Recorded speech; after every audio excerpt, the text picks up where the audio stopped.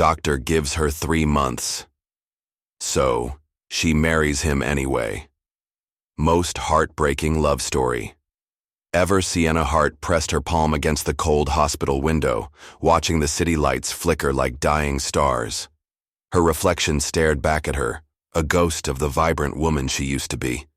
3 months. That was all Dr. Rebecca Walsh had given her. 3 months to say goodbye to everything she loved, including Daniel. The doctor's words still echoed in her mind from that morning. The rare heart condition had progressed faster than anyone expected. No donors available. No experimental treatments left to try. Just time slipping away like sand through desperate fingers. Her phone buzzed. Daniel's name lit up the screen with a photo of them laughing at the beach last summer. Her heart ached, not from the disease, but from the weight of the secret she carried. She couldn't tell him. She wouldn't watch the light die in his eyes, wouldn't let him sacrifice his dreams to watch her fade away. "I'm fine, just tired from the photo shoot," she texted back, the lie burning her throat like acid.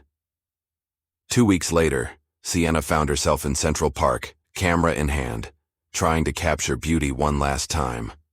The autumn leaves painted the world in golds and crimsons, colors that seemed almost too vibrant, too alive. She framed a shot of an elderly couple holding hands on a bench, their love weathered but unbroken by time. Time. The word tasted bitter. "Sienna." She turned to find Daniel jogging toward her, his architect blueprints tucked under his arm. His smile could light up entire cities, and for a moment, she forgot about the darkness closing in. "What are you doing here?" she asked, forcing brightness into her voice. "Heading to a client meeting nearby. Saw you from across the park." He kissed her forehead, and she memorized the warmth of his lips. "You look pale. Are you eating enough?" The concern in his eyes made her want to confess everything, but she swallowed the words. "Just working too hard. You know me." Daniel's expression shifted, becoming serious.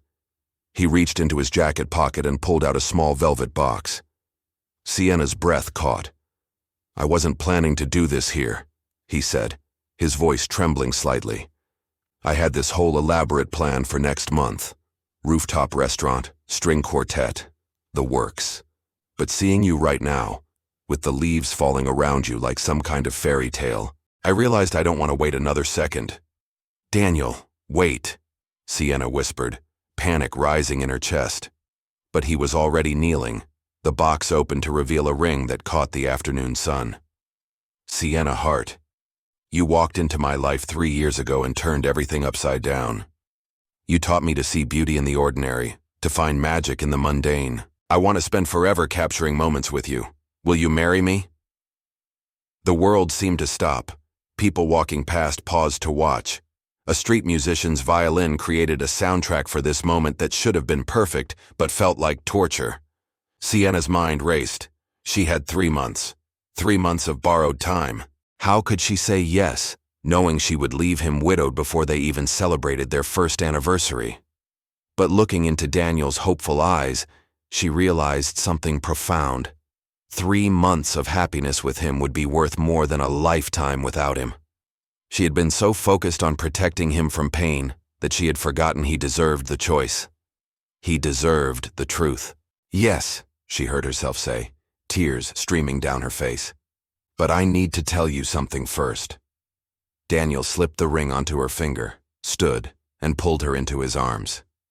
"You can tell me anything." "Not here," she said, her voice breaking. "Let's go home."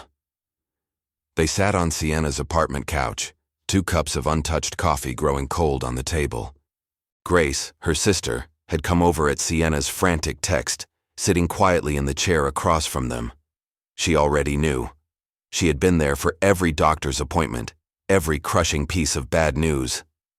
"I'm dying," Sienna said simply, because there was no gentle way to break the world apart.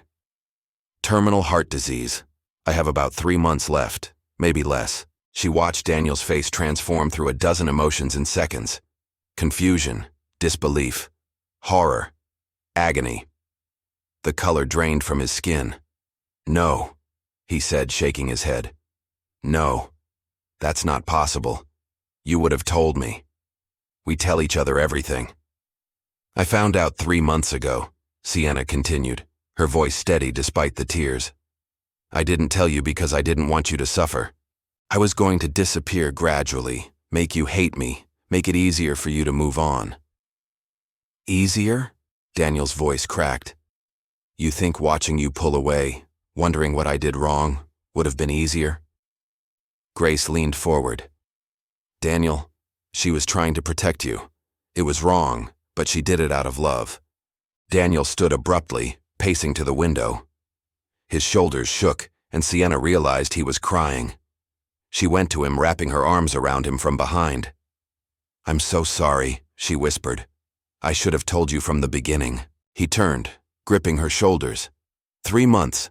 That's all we have? Maybe a little more, maybe a little less. Dr. Walsh can't say for certain. Then we're not wasting a single second, Daniel said fiercely. We're getting married. Next week, tomorrow. I don't care. I love you, Sienna Hart, and if we only have 3 months, I want you to be my wife for every single day of them. Grace wiped her eyes, smiling through her tears. I'll help plan everything. We can do a small ceremony in the botanical gardens. Mom and Dad will fly in. We'll make it beautiful.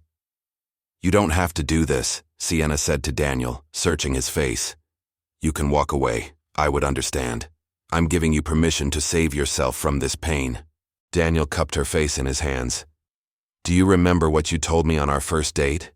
You said life isn't measured in years, but in moments that take your breath away.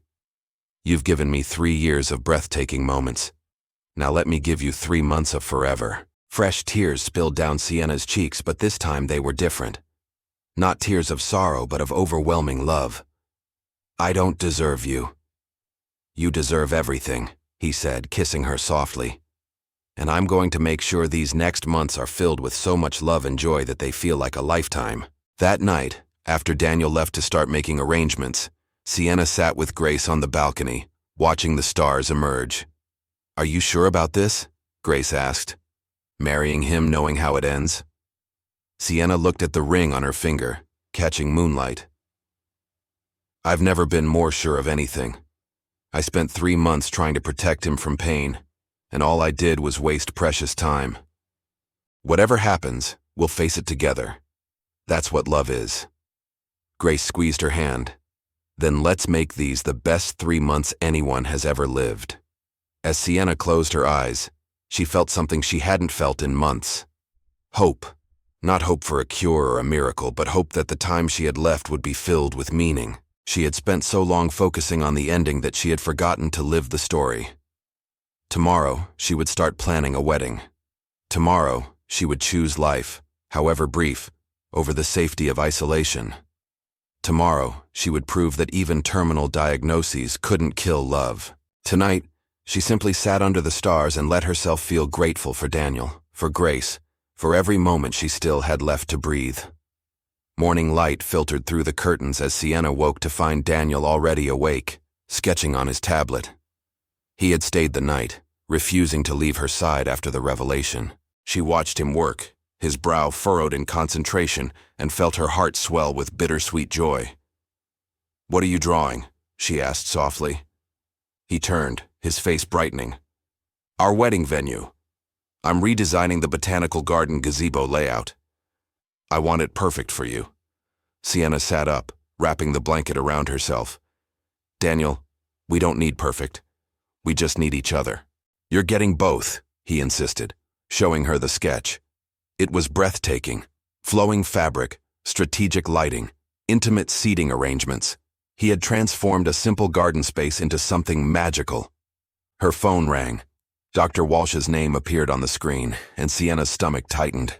Daniel's hand found hers as she answered. Sienna, I need you to come in today, Dr. Walsh said, her tone carefully neutral. We have some new test results to discuss. The drive to the hospital felt endless. Daniel held her hand the entire way, his thumb tracing circles on her palm. Grace met them in the waiting room, her eyes red from crying. She had been planning wedding flowers when the doctor called her too. Dr. Walsh ushered them into her office, her expression unreadable. Sienna braced herself for worse news, for the timeline to shrink even further. Instead, the doctor smiled slightly. I don't want to give false hope, Dr. Walsh began. But there's been a development. A patient in Oregon, similar blood type, similar markers, just became a potential donor match. It's not guaranteed, but there's a chance. Sienna felt the room spin. A chance? What kind of chance? 20%, maybe 30%. The transplant is risky, especially given your current condition.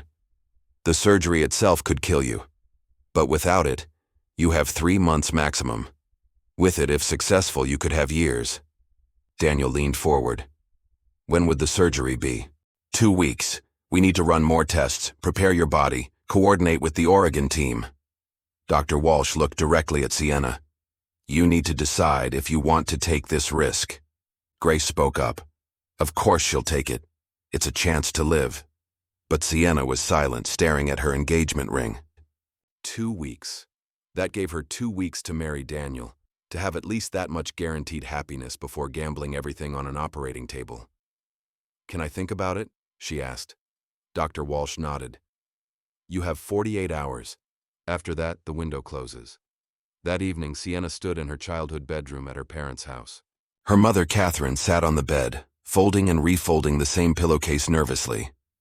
Her father, Thomas, stood by the window, his jaw tight. You have to try, Catherine said. You have to take the surgery. What if I die on the table? Sienna asked. What if Daniel watches me go into that operating room and I never come out? At least now we have time. We can get married, make memories, say goodbye properly. Thomas turned from the window. And what if you live? What if you throw away the chance for years together because you're afraid? I'm terrified, Sienna admitted, her voice breaking. I'm terrified of hoping. Hope is the cruelest thing right now. Her father crossed the room and pulled her into his arms. Your whole life you've been brave. You climbed trees that scared other kids. You traveled alone to countries where you didn't speak the language. You built a career on capturing moments others were too afraid to chase. Don't stop being brave now. Daniel arrived an hour later. They walked through the neighborhood where Sienna grew up, past the park where she learned to ride a bike, past the school where she discovered her love of photography. I want the surgery, she said finally, but I want to marry you first. I need to be your wife before I take that risk. If something goes wrong, I need to know we had that. Daniel stopped walking, pulling her close. Then we get married tomorrow. I don't need 2 weeks of planning. I just need you, me, and someone who can make it legal. The next morning, as the sun painted the sky pink and gold, a small group gathered in the botanical gardens. Catherine had worked through the night with Grace, stringing lights and arranging flowers. Thomas stood as witness, his camera ready to capture everything. Dr. Walsh came too, having cleared her morning schedule.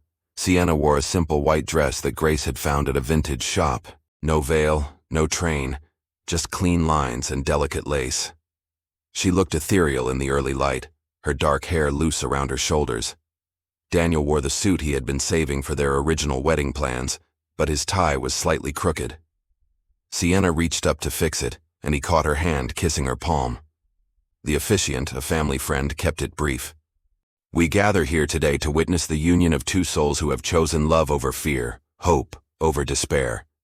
Daniel Cross, do you take Sienna Hart to be your wife, in sickness and in health, for as long as you both shall live? I do, Daniel said, his voice strong despite the tears in his eyes. For as long as we both shall live, and even beyond that.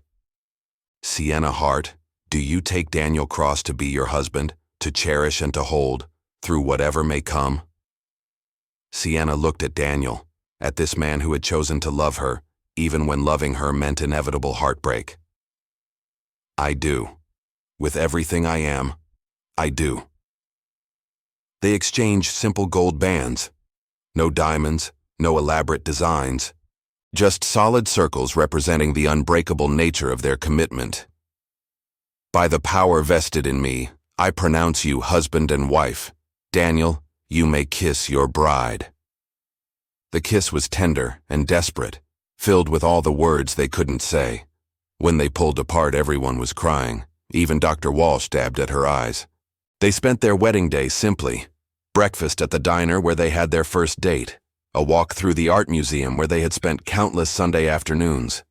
Ice cream in the park where Daniel had proposed just days before. As sunset approached, they returned to Sienna's apartment, now officially their apartment. Daniel had moved his things in during the night, his clothes hanging next to hers, his toothbrush beside hers in the bathroom. "Mrs. Cross," he said, testing the name. "How does it feel?" "Perfect," Sienna replied, curling into his arms on the couch. "Absolutely perfect." They talked until midnight, sharing dreams and memories, making promises about the future regardless of what that future held. Daniel spoke of the house he wanted to design for them, with huge windows for her photography studio and a garden where they could grow old together. Sienna didn't have the heart to remind him that growing old might not be in the cards. Instead, she let herself imagine it. Wrinkles and gray hair, grandchildren and quiet mornings. She let herself hope. 2 weeks passed in a blur of final preparations and stolen moments. Grace documented everything with Sienna's camera, creating a visual diary of their first days as husband and wife. They cooked dinner together, danced in the living room, watched the sunrise from their balcony. The morning of the surgery arrived too soon. Sienna woke before dawn, memorizing the feeling of Daniel sleeping beside her, his arm draped protectively across her waist. She traced the lines of his face, committing every detail to memory. His eyes opened. "Hey, beautiful wife. Hey, handsome husband." They lay there in the darkness, holding each other, neither willing to acknowledge what the day would bring. Finally, Daniel spoke. "Whatever happens today, these past 2 weeks have been the best of my life. You've made me the happiest man alive." "I love you," Sienna whispered. "In this life and whatever comes next. I love you." At the hospital, the surgical team prepared efficiently. Dr. Walsh checked Sienna's vitals one last time, her professional mask firmly in place, though her hands trembled slightly. "See you on the other side," Dr. Walsh said softly. The waiting room filled with people who loved Sienna. Her parents, Grace, Daniel's family, friends from college, fellow photographers she had mentored. They formed a circle of hope and prayer. Daniel held Sienna's hand until the last possible moment. As the orderlies began wheeling her toward the operating room, he walked alongside the gurney. "Come back to me," he said fiercely. "We have a whole life to live. Houses to design, photographs to take, kids to raise. You promised me forever, Sienna Cross. I'm holding you to that." She smiled, even as fear coursed through her veins. "Forever. I promise." The doors to the operating room swung closed between them. Daniel stood there, frozen, staring at the place where his wife had disappeared. Grace came up beside him, taking his arm. "She's going to make it," Grace said with more confidence than she felt. "She's the strongest person I know." "She has to," Daniel replied, his voice hollow. "She has to." Hours crawled by. 6 hours became 8, became 10. Dr. Walsh emerged twice to give updates. The transplant was proceeding. They had encountered complications. They were working through them. Daniel paced the waiting room, unable to sit, unable to think about anything except Sienna on that table, fighting for her life. He replayed every moment of the past 2 weeks, every laugh, every kiss, every whispered promise in the dark. He thought about their wedding morning, how the light had made her glow like an angel. He thought about the vows they had written, promising to love each other through whatever trials came. He thought about the life they could still have if she just survived this. His phone buzzed, a notification from the cloud storage where Sienna had uploaded something. He opened it to find a video, dated this morning before they left for the hospital. Sienna's face appeared on screen, pale but determined.